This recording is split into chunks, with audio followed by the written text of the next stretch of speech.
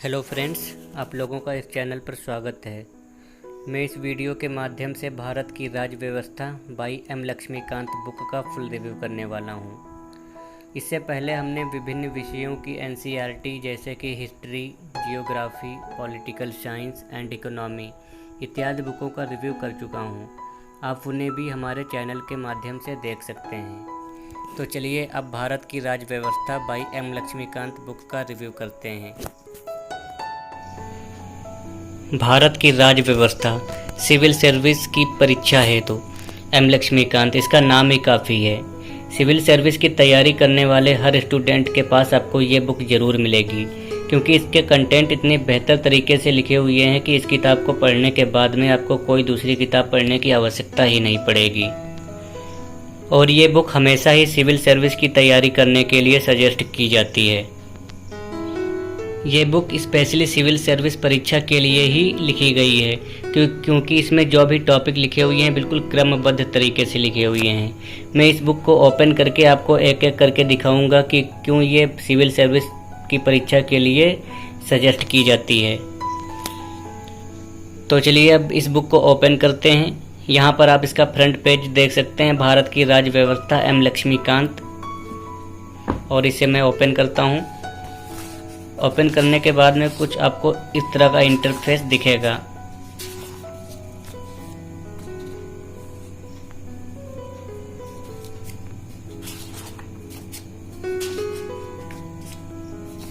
यहाँ पर देखिए, सबसे पहले संघ लोक सेवा आयोग में भारतीय राज्य व्यवस्था पर अंकों का वर्षवार विभाजन।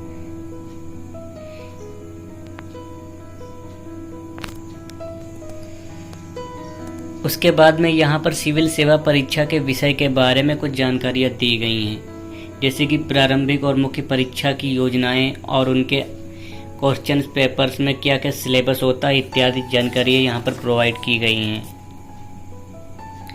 यहाँ पर देखिए, कुल मिलाकर सब चीज़ें दी गई हैं कि कौन कौन से ऑप्शनल सब्जेक्ट में विषय होते हैं और कौन सी परीक्षा कितने अंकों की होती है।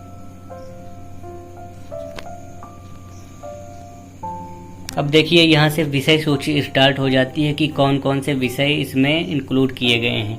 देखिए, जैसे कि भाग 1 यहाँ पर स्टार्ट है, और आगे ओपन करते हैं इस तरह से, और यहाँ से देखिए भाग 2 और भाग 3 इस तरह से इसमें अलग अलग ग्रुप बनाकर भाग 4 देखिए यहाँ पर दिया गया है, भाग 7, भाग 5 इस तरीके से दिया गया है। अब मैं इसे आपको विषय सूची फिर से दिखाता हूँ।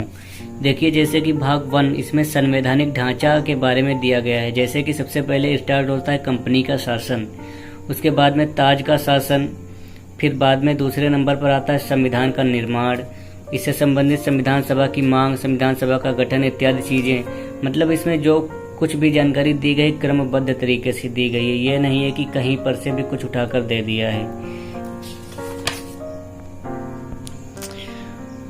तो इसी तरह से इसमें विषय सूचियाँ दी गई हैं, आप इन्हें स्वयं देख सकते हैं कि क्या क्या इसमें इंक्लूड किया गया होगा। उसके बाद में आगे में जो टॉपिक जहाँ से स्टार्ट होते हैं वहाँ से ही सीधे दिखाऊंगा। सिविल सर्विस परीक्षा के लिए इस बुक के अलावा एक बुक का सजेशन और दिया गया है। उस बुक का नाम है भारतीय शासन, जो कि सिविल सर्विस के प्रश्न पत्र 1 के लिए है। वो भी एम लक्ष्मीकांत द्वारा लिखी गई है। इस वीडियो के बाद में मैं उस वीडियो को भी आपको प्रोवाइड कराऊंगा। अब देखिए, यहाँ से जो विषय सूची थी वो एंड हो चुकी है। अब यहाँ से भाग 1 स्टार्ट हो जाता है। देखिए, संवैधानिक ढांचा, कॉन्स्टिट्यूशनल फ्रेमवर्क यहाँ से स्टार्ट होता है। तो इसमें आपको 11 टॉपिक प्रोवाइड किए गए हैं। अब यहाँ से देखिए स्टार्ट हो चुका है। ऐतिहासिक पृष्ठभूमि संविधान की जो है स्टार्ट हो चुकी है, जैसे कि कंपनी का शासन 1773 से लेकर 1858 तक चला था। उसके बाद में 1784 का पिट्स इंडिया एक्ट। उसके बाद में जब 1858 से लेकर 1947 तक ताज का शासन चला था, उसकी जानकारी यहाँ पर दी गई हैं। तो इस तरह से इसमें कुछ जानकारियाँ दी गई हैं। उसके बाद में दूसरा यहाँ पर स्टार्ट हो जाता है संविधान का निर्माण। देखिए किस तरह से इसमें क्रमबद्ध तरीके से दिया गया है। सबसे पहले आपको कंपनी का शासन इत्यादि जो हिस्ट्री के कुछ टॉपिक हैं वो प्रोवाइड किए गए हैं। फिर बाद में संविधान का निर्माण जब स्टार्ट होता है तो वहाँ से संविधान सभा की मांग से स्टार्ट हो जाता है कि कब मांग हुई थी। और आगे देखते हैं। अब देखिए यहाँ पर अगला टॉपिक है संविधान की प्रमुख विशेषताएं। संविधान की कौन कौन सी विशेषताएं हैं वो चीज़ें यहाँ पर दी गई हैं। चलिए अगला टॉपिक देखते हैं। देखिए यहाँ पर मौलिक अधिकार भी दिए गए हैं जो अधिकतर एग्जाम में पूछे जाते हैं कि समानता का अधिकार, स्वतंत्रता का अधिकार इत्यादि।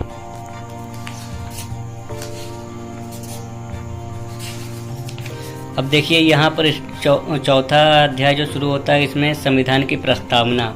संविधान की प्रस्तावना से स्टार्ट हो जाता है कि प्रस्तावना में कौन कौन से मुख्य बिंदु थे। और आगे ओपन में कर रहा हूँ। अब देखिए यहाँ पर संघ एवं इसका क्षेत्र, संघ और इसके जो क्षेत्र हैं, यूनियन एंड इट्स टेरिटोरी, ये यहाँ से टॉपिक स्टार्ट हो गया है।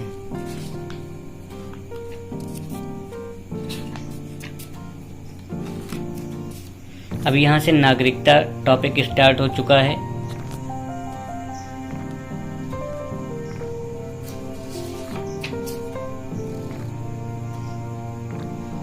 मोटे तौर पर आप अंदाज़ा लगा सकते हैं कि इस किताब में किस तरह से कंटेंट लिखे हुए हैं। बिल्कुल एक नोट्स क्या बनाया जाता है, बिल्कुल नोट्स के हिसाब से इसमें कंटेंट लिखे हुए हैं। यहाँ से देखिए फंडामेंटल राइट स्टार्ट हो चुके हैं।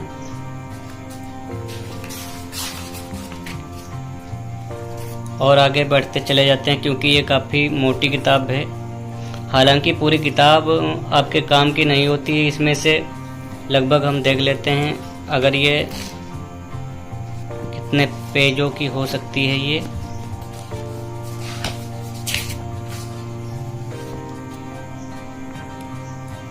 लगभग की मान लीजिए अगर ये 300 पन्नों की होगी तो मुश्किल से 200 पन्ने ही या 150 पन्ने ही काम के होते हैं। वैसे किताबों में तो बहुत ही जानकारियाँ प्रोवाइड की हुई होती हैं, लेकिन हमें उनके सिलेबस के हिसाब से ही पढ़ना होता है जो एग्ज़ाम में अधिकतर पूछा जाता है, वही चीज़ें हमें पढ़नी होती हैं। ये देखिए यहाँ पर संसदीय मंच, संसदीय समूह, न्यायिक समीक्षा, जनहित याचिका इत्यादि यहाँ पर देखिए किस तरह से हमें प्रोवाइड की गई हैं। राज्य मंत्री परिषद, पंचायती राज,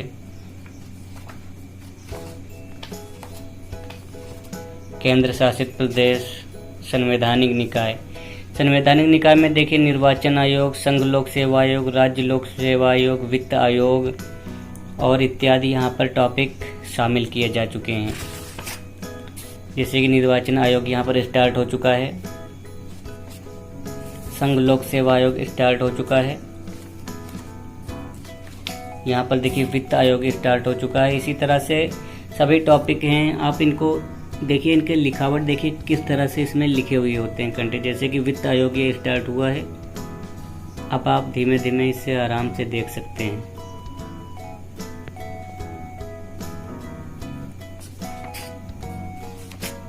अब देखिए मैं मोटे तौर पर आपको किताब को दिखा चुका हूँ कि किस तरह से इसमें कंटेंट होते हैं। अब किताब के अंत में भी कुछ है, उसे भी मैं आपको दिखा देता हूँ। देखिए यहाँ पर पॉलिटिकल साइंस के अलावा जो यूपीएससी में 1993 से लेकर पॉलिटिकल साइंस से संबंधित जो भी क्वेश्चंस पूछे गए हैं वो यहाँ पर सब दिए गए हैं। देखिए वर्ष 1993 का प्रश्न पत्र है ये। इसी क्रम में 1998 एंड 2001 इसी तरह से आगे बढ़ते जाते हैं। ये देखिए 2016 तक के प्रश्न पत्र इस 5वें संस्करण में हमें प्रोवाइड किए गए हैं और साथ में उनकी उत्तर कुंजी भी प्रोवाइड की गई है। इसके अलावा यहाँ पर देखिए अभ्यास प्रश्न भी दिए गए हैं कि आप इनका अभ्यास करके अच्छे से जो एग्ज़ाम में अधिकतर पूछे जाते हैं उनसे संबंधित अभ्यास प्रश्न दिए गए हैं। देखिए 1 से स्टार्ट होता है। अब देखते हैं कितने प्रश्न हो सकते। यहाँ पर 200 प्रश्नों का संग्रह दिया गया है अभ्यास के लिए। आप इन 200 प्रश्नों का अभ्यास कर सकते हैं। इसके अलावा मुख्य परीक्षा के लिए भी अभ्यास प्रश्न दिए हुए हैं, पुराने ओल्ड क्वेश्चन पेपर दिए हुए हैं जो इससे संबंधित क्वेश्चन पूछे गए हैं मेंस में। ये देखिए,